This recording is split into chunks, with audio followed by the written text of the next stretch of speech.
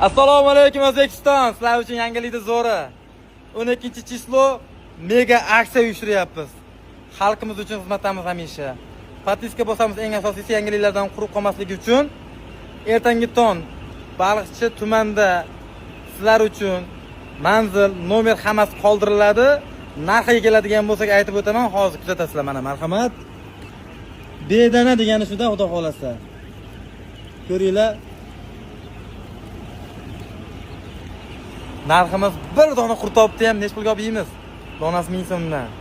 Bu jonivor esa taxmin qilib ko'ringchi, 500 so'mdan. Prosta shoshilish kerak bo'ldi. Shoshilish kerak, olish kerak, quruq qolmaslik kerak.